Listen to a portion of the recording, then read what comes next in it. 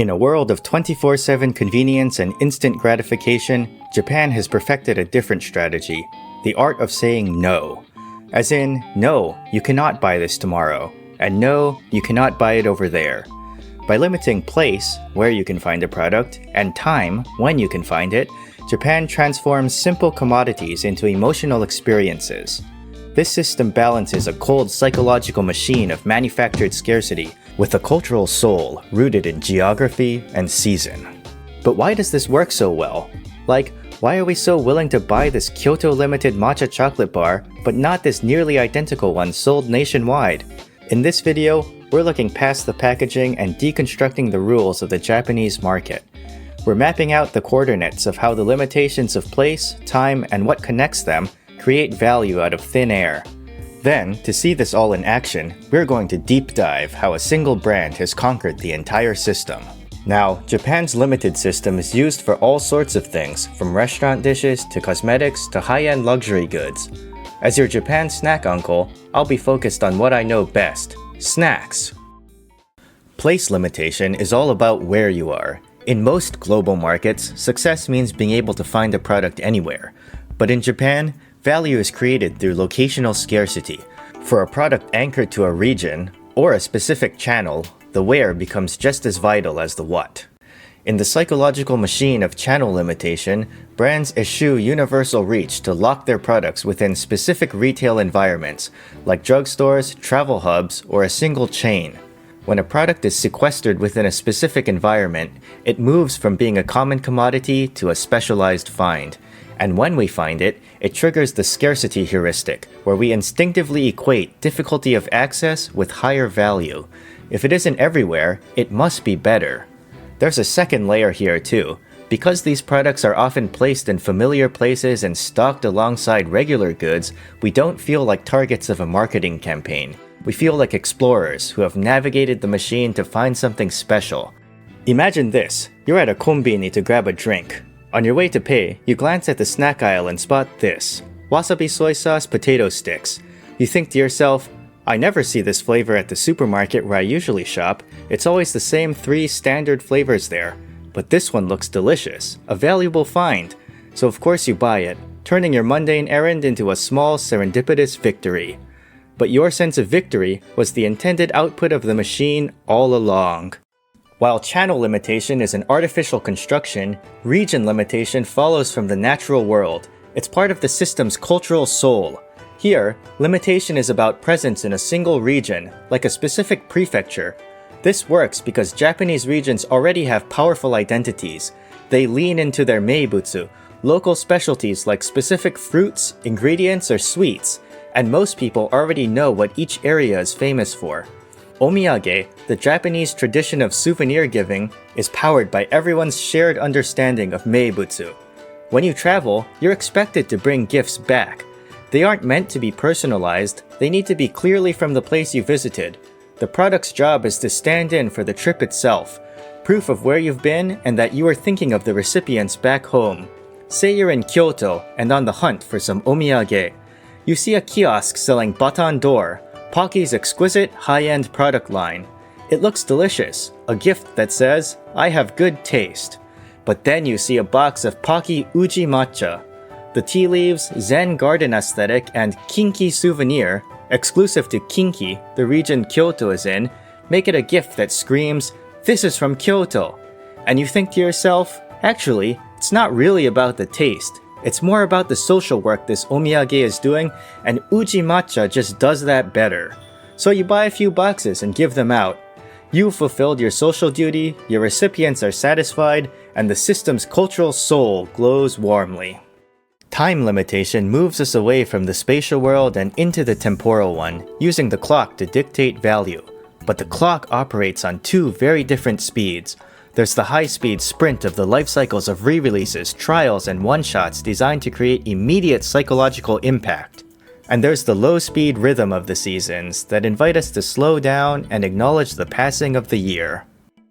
Life cycle limitation is all about the artificial squeeze of time, restriction to fixed sales windows or quantities. It's the world in which trials, one-shots, and re-releases live in.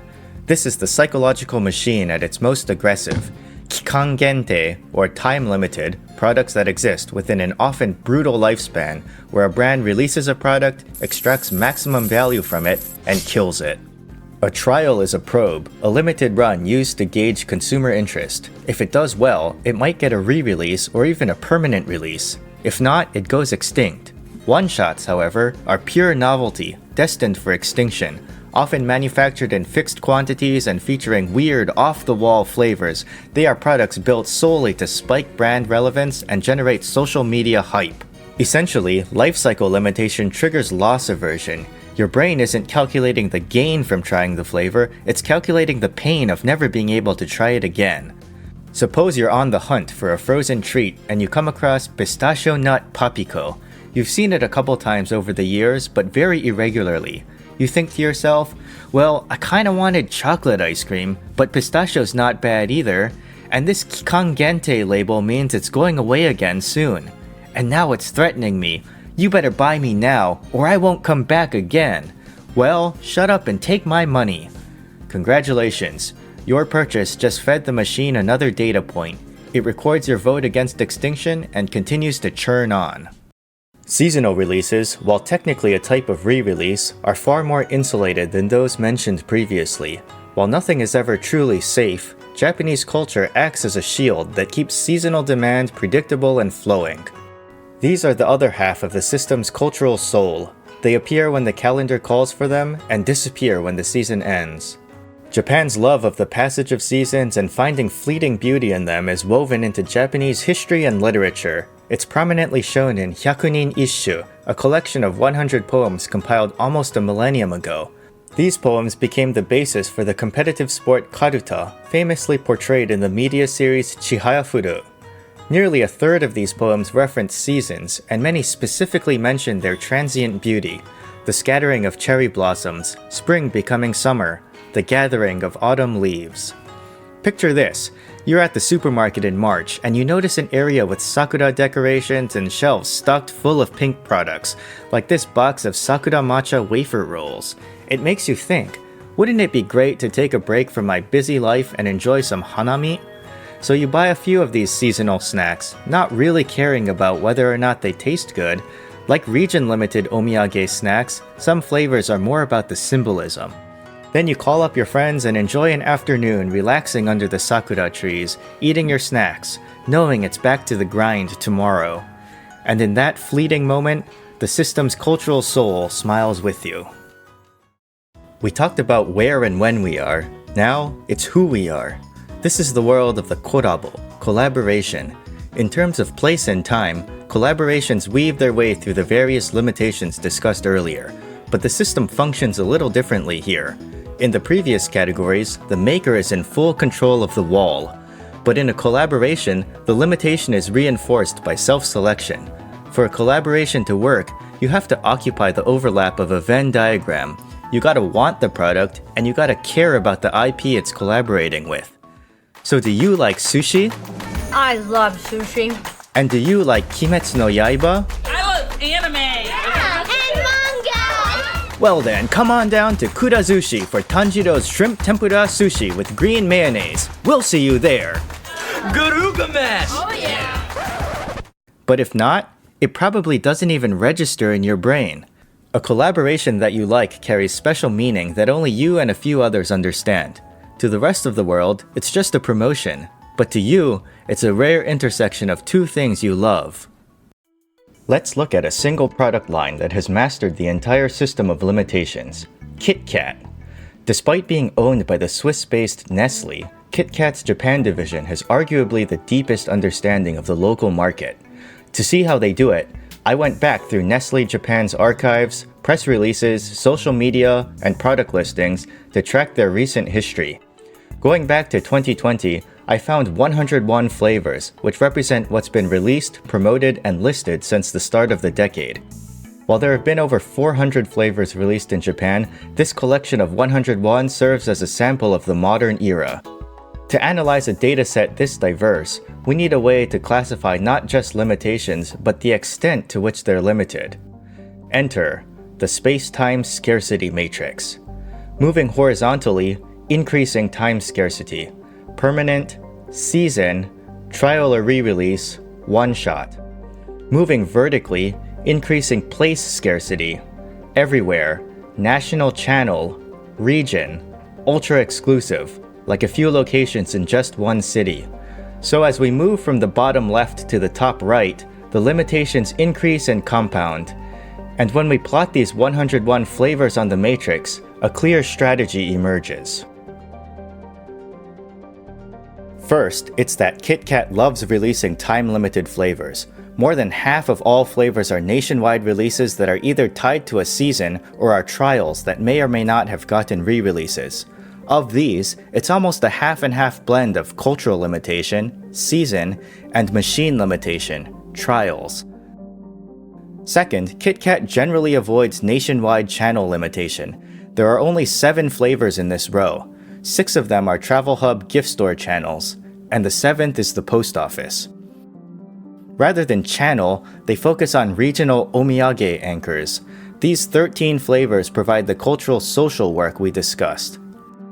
Third, the bottom left square, anytime, anywhere, is shockingly sparse. Only 8 flavors, like the original, matcha, and strawberry, represent the core product line.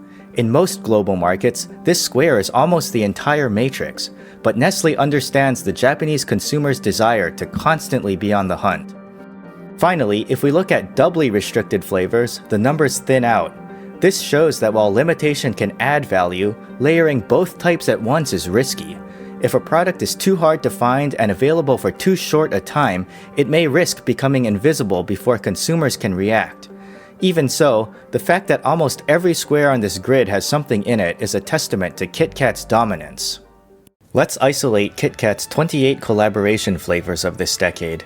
Most of them cluster at the extremes. Only 2 widespread seasonal flavors remain, both Baskin-Robbins summer collaborations, and only 3 permanent regionals remain, long-term partnerships with local businesses. Notably, 10 of these 28 flavors were intended to be available at any time, but only in a couple locations. KitKat Chocolatory, a high-end collaboration with pastry chef Yasumasa Takagi. By building these brick-and-mortar stores, Nestle was trying to create a permanent collaboration to focus solely on who you are, specifically the kind of fan or foodie willing to travel to a dedicated boutique for a premium experience. But even these supposedly permanent anchors weren't immortal. With the closure of all chocolatory stores, these flavors have mostly gone extinct.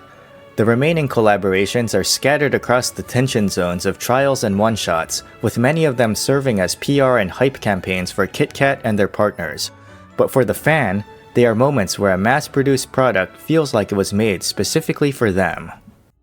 Going back to all 101 flavors, let's take a look at the furthest corner of the matrix, where space-time is crushed into a singularity. Only 2 of them are rare enough to sit here. The first is Tokyo cacao, which is limited by the physical yield of cacao grown on Tokyo's remote islands and is only sold at exclusive high-end locations in Tokyo. The second is double cream with raspberry, which was available only in the Swiss pavilion at the Osaka Expo during its 6-month run. These KitKats are true historical relics for those who were there at the right place at the right time, the logical conclusion of a system designed to squeeze place and time. We've looked at the map, we've looked at the clock, and we've even looked in the mirror. By using channel, region, life cycle, season, and collaboration limitations, Japanese brands have built a limited system that spans space and time and is as much a cold psychological machine as it is a warm cultural soul. Our 101 flavor KitKat matrix shows that there is value to be extracted across it all. Whether it's salty lychee for summer refreshment, a collaboration with another sweets company limited to travel hubs, or the rare novelty built for once-in-a-lifetime FOMO, every space on that grid serves a purpose. Ultimately, this is a brilliant solution to a saturated market. It ensures that the brand still holds the power of no by putting up natural and artificial walls to force us to consider our choices. Because even if the product itself is just a gimmick, the system surrounding it ensures that, if just for a fleeting moment, it is the only thing that matters.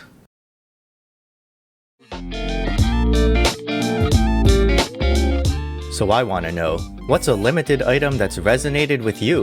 Was it a food or a snack? Or maybe it wasn't even a physical item at all, like a video game skin.